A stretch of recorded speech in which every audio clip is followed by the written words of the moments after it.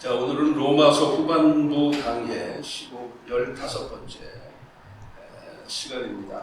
여러분이 잘 아시는 그 유명한 이어령 교수라고 계시잖아요. 문화부 장관도 하시고 있는데 그 이어령 교수의 말을 하나 제가 인용을 합니다. 아직은 연초기 때문에 적절한 인용인 것 같아요. 지도를 통해 생각을 키우자. 한 해를 시작할 때 달력을 보는 사람보다 지도책을 펴는 사람이 미래 100년을 끌고 간다.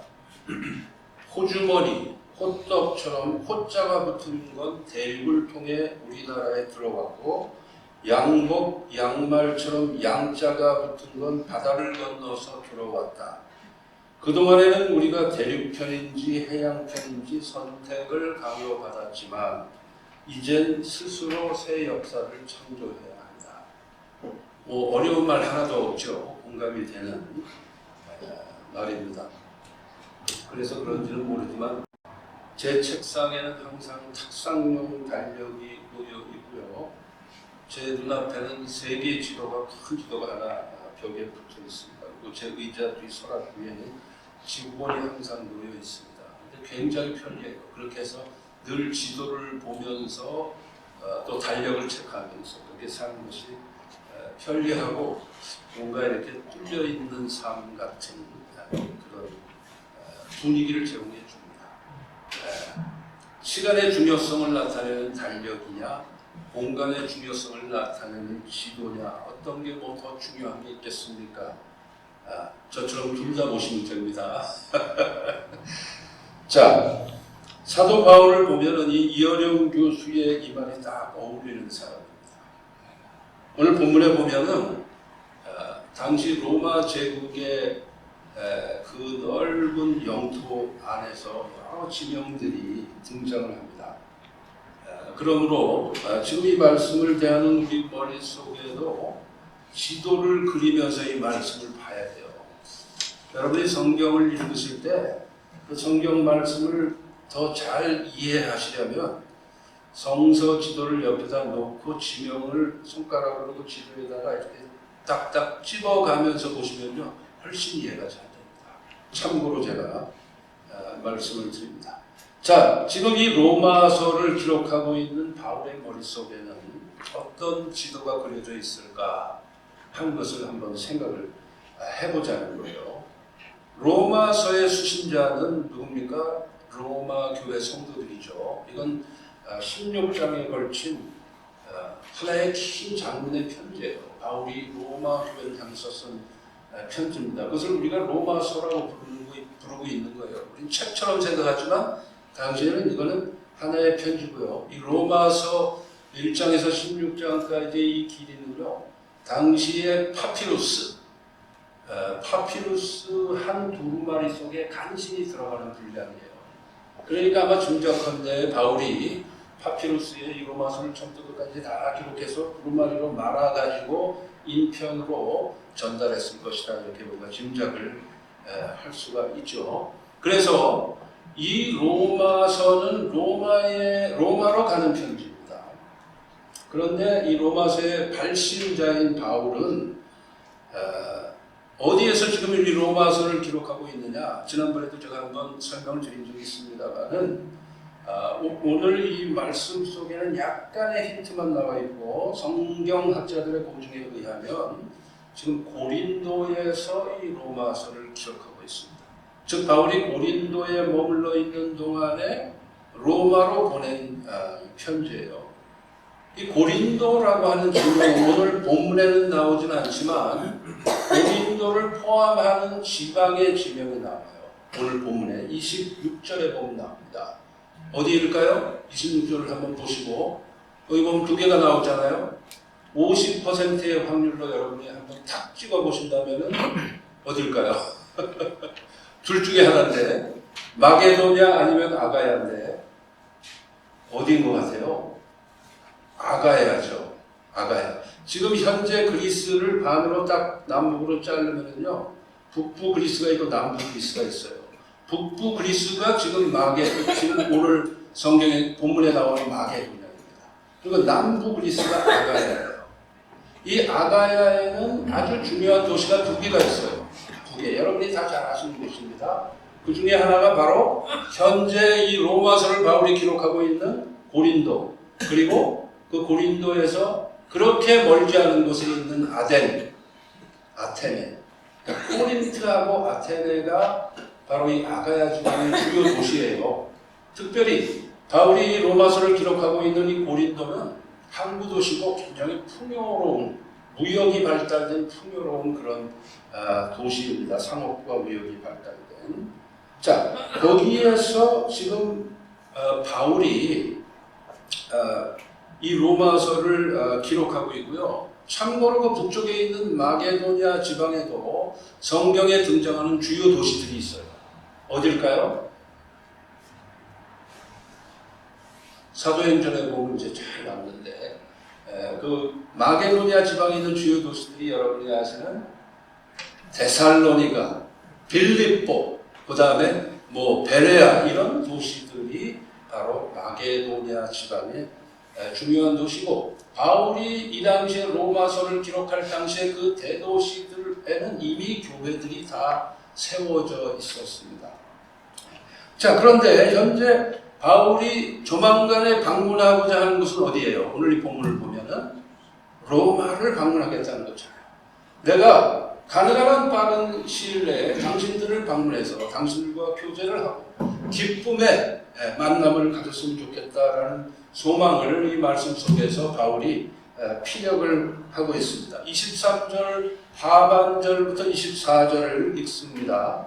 여러 해 전부터 언제든지 서바나로 갈 때에 너희에게 가기를 바라고 있었으니 이는 지나가는 길에 너희를 보고 먼저 너희와 사귐으로 얼마간 기쁨을 가진 후에 너희가 그리로 보내주기를 바랍니다. 자, 이 내용을 요약해서 보면 이렇습니다. 바울은 궁극적으로 최종 바울의 목표지는 어디예요? 어디입니까? 서바나예요. 서바나. 스페인. 서바나로 가겠다. 그런데 그 서바나로 가는 그 도중에 로마를 들러서 가겠다라는 거예요. 그래서 로마에 들러서 당신들과 함께 기쁨의 교제를 나누면서 거기에 머무른 후에 궁극적으로 서바나를 갈 텐데, 그때 여러분들이 은연중에 암시하는 게 여러분들이 그 여행 자금을 모아주면은 여러분들의 그 헌금을 여행 경비로 해서 또는 체류 경비로 해서 내가 서바나로 갈 수 있기를 바란다 라고 지금 바울은 말하고 있습니다. 자, 무슨 얘기냐? 바울이 바라는 것은 속히 로마를 방문하는 것이지만은 바울의 머릿속에는 당시의 로마 제국의 서쪽 땅끝인 서바나로 가겠다. 왜? 그때까지 서바나에는 아직 교회가 없거든요. 그래서 미전도 지역인 서바나로 가서 전도를 하고 교회를 세우겠다는 것이 지금 현재의 이 로마서를 기록하고 있는 시점에 바울의 계획이요 비전이었습니다. 자, 당시 로마 제국의 심장부는 바로 이 로마서의 수신자들이 살고 있는 로마시였지만은 로마에는 이미 로마 교회가 세워져 있기 때문에 복음이 그 로마 교회 성도들을 통해서 인근 지역으로 퍼져나갈 것으로 바울은 이미 확신을 하고 있었어요. 그렇기 때문에 로마에서는 그 로마 교회를 잠시 머무르면서 로마 교회를 든든히 세우는 일을 한 다음에 궁극적으로 서바나로 가서 기필코 교회를 세우겠다라는 것입니다. 그런데 그런 계획을 세우고 있는 바울이 현재 머무르고 있는 것은 현재 그리스 남부인 아가야 지방의 고린도입니다. 즉 바울이 멀지 않아서 갈 것은 로마고 그 로마를 거쳐서 궁극적으로 갈 것은 서바나입니다. 그런데 현재 바울이 있는 것은 고린도. 그러니까 바울의 삶의 스케일을 우리가 볼 수가 있는 거죠. 지금처럼 뭐 비행기가 있는 것도 아니고 통신이 발달된 것도 아니고 그때는 걸어서 아니면 배편으로 이 먼 거리를 여행을 해야 됩니다.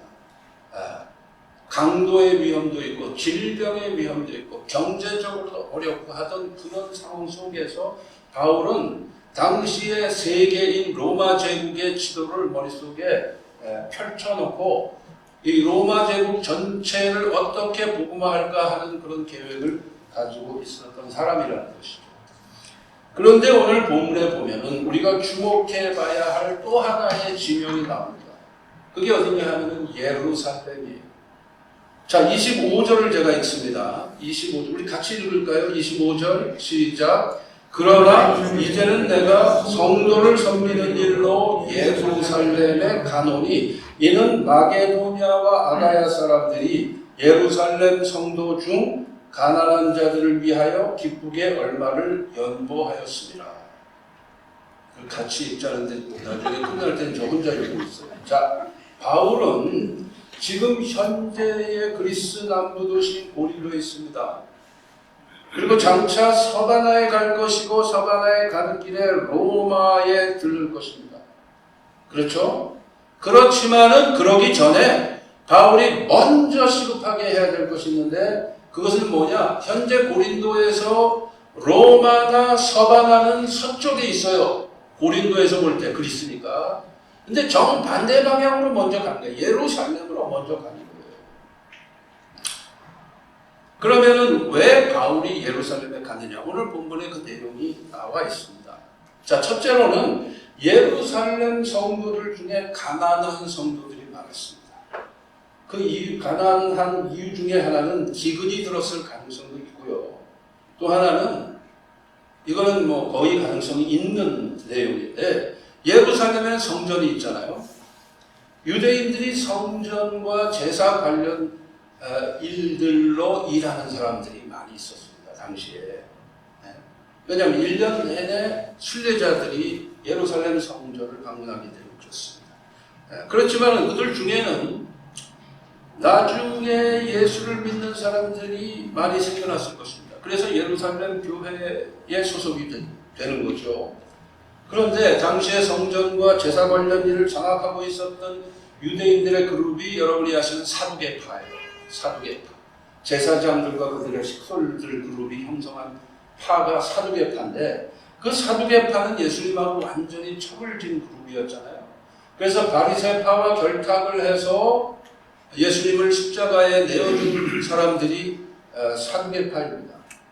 그러니까 제사 관련 일을 하다가 그걸 잡으로 일을 하던 사람들 중에 예수를 믿게 된 사람들은 자동적으로 잡을 잃고 사회적으로 매우 불리하고 빈곤한 그런 삶을 살게 되었습니다.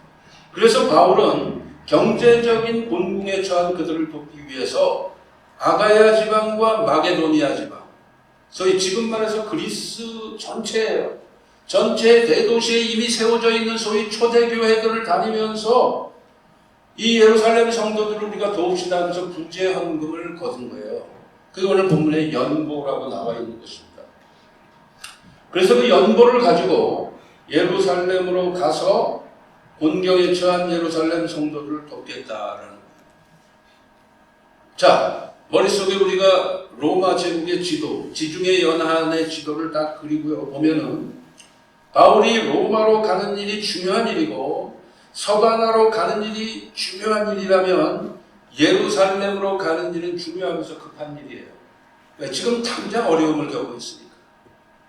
그래서 중요하고도 급한 일인 예루살렘 성도들을 돕는 일을 먼저 하고 궁극적으로 로마로 갔다가 서바나까지 가겠다라는 것이 바울의 계획입니다. 뿐만 아니라 또 하나 예루살렘을 방문하는 이유가 있어요. 그게 뭐냐면은 바울의 머릿속 지도에는 예루살렘 교회와 고린도 교회, 데살로니가 교회, 빌립보 교회, 로마 교회, 그리고 소아시아의 에베소 교회, 골로새 교회, 그리고 바울을 선교사로 파송했던 파송교회인 시리아의 안디옥 교회, 이 교회들이 전부 한 분이신 주 예수 그리스도께서 당신의 피값을 주고 사신 거대한 한 교회 형제 교회들이라는 그런 확신이 있었거든요. 그래서 형제 교회가 형제 교회를 도와야 된다. 형제가 형제를 도와야 된다. 라는 그것을 보여주기 위한 계획도 있는 거예요. 그래서 당시의 그 초대 교회들로 하여금 예루살렘 교회, 당시 교회들의 모교회였었던 예루살렘 교회의 성도들을 도움으로 우리는 그리스도 안에서 한 형제 자매 되었다라는 것을 몸소 체험할 수 있도록 하기 위해서도 이 일을 바울은 벌린 거예요. 즉 바울의 머릿속에는 우주적 교회, 유니버설 처치가 그려져 있는 것이죠. 그리스도의 몸된 교회들은 전부 그리스도 안에서 한 교회라는 것. 그 한 교회에 있는 그 지체로서의 교회들이 함께 서로 공생 공존하고 있다는 것을 보여주기 위해서 이 예루살렘 부재 프로젝트를 수행하고 있다 이렇게 볼 수가 있어요. 그러니까 스케일이 굉장히 크잖아요.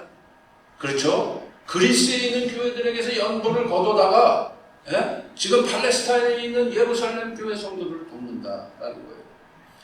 당시의 상황으로 볼 때 누가 그런 일을 하겠어요? 사도 바울이 아니면 불가능한 일입니다. 그래서 사도 바울이 참 대단한 인물인 거예요. 사도 바울의 뭐라고 해요? 그 탁월한 리더십이요, 탁월한 영성이다 이렇게 볼 수가 있는 것입니다. 교회가 하나 문을 닫으면은 은근히 기뻐하는 사람이 있다고 그러죠. 그 옆 교회 목사님이 기뻐한다 이런 조크가 있습니다만은 교회가 그러면 안 되죠. 그렇죠? 교회 그러면 안 되죠. 옆 교회가 문 닫으면 안타까워해야지 왜 기뻐합니까? 그 교회 성도들이 우리 교회로 올까봐 기뻐해야 됩니까? 그럼 그거는 유니버설 처치의 개념이 없는 거예요. 그냥 내 교회, 우리 교회만 잘 되면 돼야 된다. 이거는 신앙인으로서 가져야 될 생각이 아니에요. 우리가 비즈니스를 하더라도 예를 들어서 한 동네에서 인근에서 형 가게와 동생 가게가 있는데 동생 가게가 문을 닫으면 형이 기뻐합니까? 그 동생 가게 손님들이 다 우리 가게로 올 거기 때문에 말이 안 되잖아요. 비즈니스도 그렇게 하면 문제가 되는 것인데, 상도위에 어긋나는 것인데, 하물며 주님의 지체들인 교회는 그럴 수 없는 거죠. 우리 한국 교회들이 요즘에 보이는 결정적인 모순이 뭐예요? 개교회주의. 뭐 다른 교회들은 어떻든 난 상관없다. 왜 상관이 없어야 됩니까? 다 한 분이신 하나님을 믿고 한 분이신 예수 그리스도 한 주님을 모시는 교회들인데 왜 상관이 없어야 되는 겁니까? 그렇죠? 그 개교회주의가 아주 고질적인 병폐예요, 우리 한국 교회. 뿐만이 아니고 대교회주의, 개교회주의하고 밀접한 관련이 있는 대교회주의. 다른 교회들은 망해도 우리 교회만 커지면 된다라는 아주 잘못된 사고방식입니다. 그 어디에서 나온 거냐? 형제의식이 없어서 그래, 형제의식.